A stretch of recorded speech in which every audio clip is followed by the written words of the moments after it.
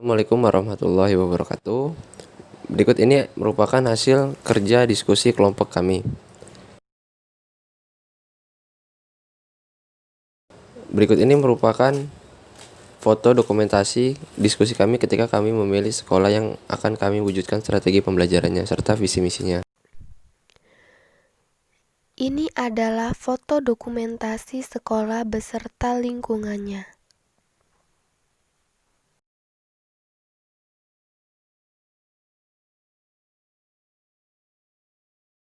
Berikut merupakan visi dan misi yang akan kami wujudkan untuk sekolah ini.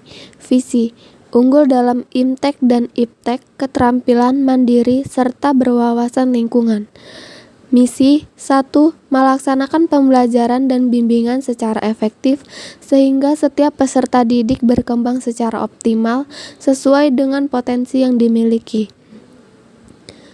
2. Meningkatkan peran aktif guru dan siswa dalam menciptakan suasana sekolah yang kondusif. 3. Meningkatkan iman dan takwa warga sekolah melalui berbagai kegiatan keagamaan. 4.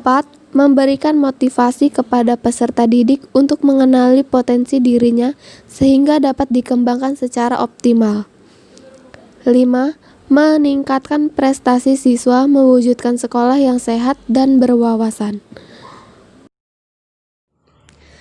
Baik, di sini kami menggunakan strategi pembelajaran problem-based learning. Pengertian problem-based learning merupakan pendekatan yang efektif untuk pengajaran dengan proses berpikir tingkat tinggi. Pembelajaran ini membantu peserta didik untuk memproses tentang dunia sosial dan sekitarnya.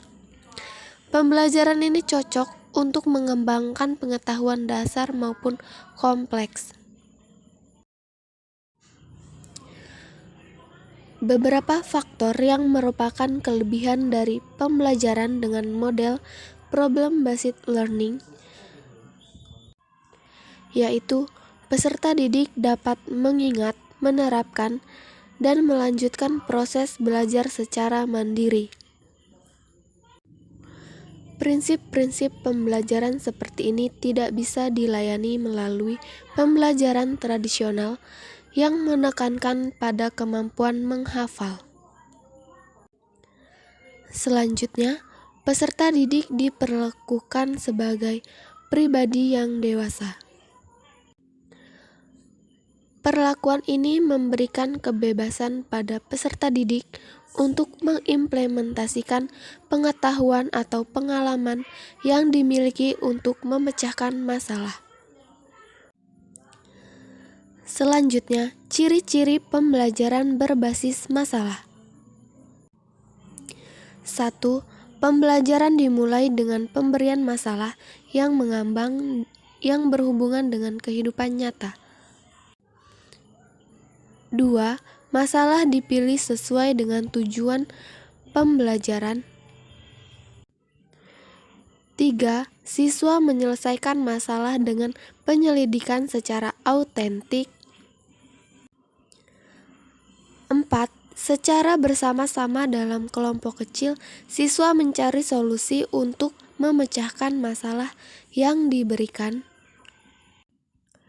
5. Guru bertindak sebagai tutor dan fasilitator dalam pembelajaran. 6.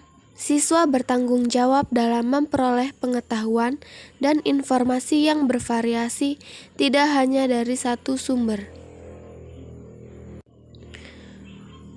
7. Siswa mempresentasikan hasil penyelesaian masalah dalam bentuk produk tertentu. Pembelajaran berbasis masalah tidak dirancang untuk membantu guru memberikan informasi sebanyak-banyaknya kepada peserta didik.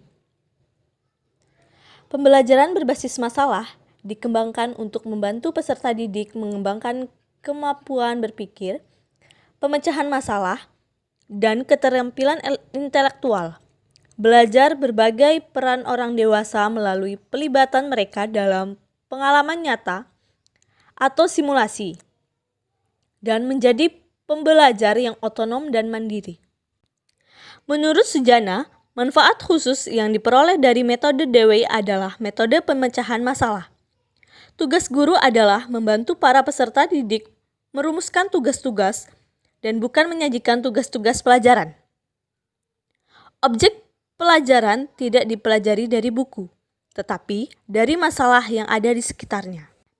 Adapun tujuan pembelajaran berbasis masalah menurut Usman M. User dan Lilis Setiawati adalah sebagai berikut. 1. Agar peserta didik tidak hanya sekedar dapat mengingat materi pelajaran, akan tetapi menguasai dan memahami secara penuh. 2. Mengembangkan keterampilan berpikir rasional, kemampuan menganalisis situasi, menerapkan pengetahuan yang mereka miliki dalam situasi baru, kemampuan dalam membuat judgement secara objektif. 3. Kemampuan berpikir peserta didik untuk memecahkan masalah serta membuat tantangan intelektual peserta didik. 4. Mendorong peserta didik untuk lebih bertanggung jawab dalam belajarnya. 5. Agar peserta didik memahami hubungan antara apa yang dipelajari dengan kenyataan dalam kehidupannya. D. Langkah-langkah pembelajaran berbasis masalah. Menurut Nur Hadi dan kawan-kawan, terdapat 5 tahapan dalam penerapan model PBI. Dimulai dengan guru memperkenalkan peserta didik dengan situasi masalah dan diakhiri dengan penyajian dan analisis hasil kerja peserta didik. Tahap 1. Orientasi peserta didik pada masalah. Guru menjelaskan tujuan pembelajaran, menjelaskan logistik yang dibutuhkan,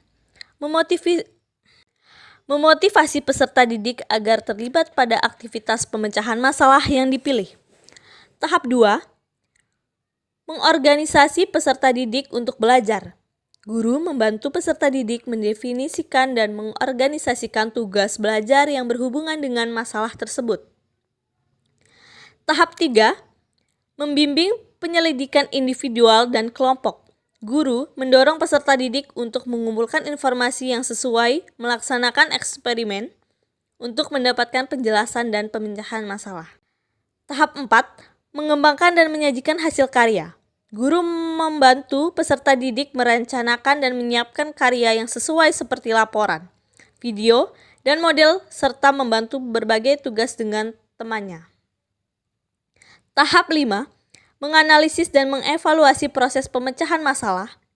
Guru membantu peserta didik melakukan refleksi atau evaluasi terhadap penyelidikan dan proses-proses yang mereka gunakan. Lebihan problem-based learning. Sujarat mengemukakan beberapa keunggulan dari model problem-based learning, yaitu yang pertama, siswa lebih memahami konsep yang diajarkan sebab mereka sendiri yang menemukan konsep tersebut. Yang kedua, melibatkan secara aktif memecahkan masalah dan menuntut keterampilan berpikir siswa yang lebih tinggi. 3.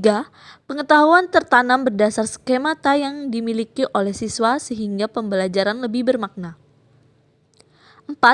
Siswa dapat merasakan manfaat dari pembelajaran sebab masalah-masalah yang diselesaikan langsung dikaitkan dengan kehidupan nyata. Hal ini dapat meningkatkan motivasi dan ketertarikan siswa terhadap bahan yang dipelajari. 5. Menjadikan siswa lebih mandiri dan dewasa, mampu memberi aspirasi dan menerima pendapat dari orang lain, menanamkan sifat sosial yang positif di antara siswa. 6. Pengkondisian siswa dalam belajar kelompok yang saling berinteraksi terhadap pembelajar dan temannya sehingga pencapaian ketuntasan siswa dapat diharapkan. Selain itu, problem-based learning atau PBL diyakini pula dapat menumbuhkan kembangkan kemampuan kreativitas siswa baik secara individual maupun secara berkelompok. Kekurangan model problem-based learning atau PBL. Selain memiliki kelebihan, problem-based learning PBL juga memiliki kekurangan di antaranya persiapan pembelajaran, yaitu alat problem dan konsep yang kompleks.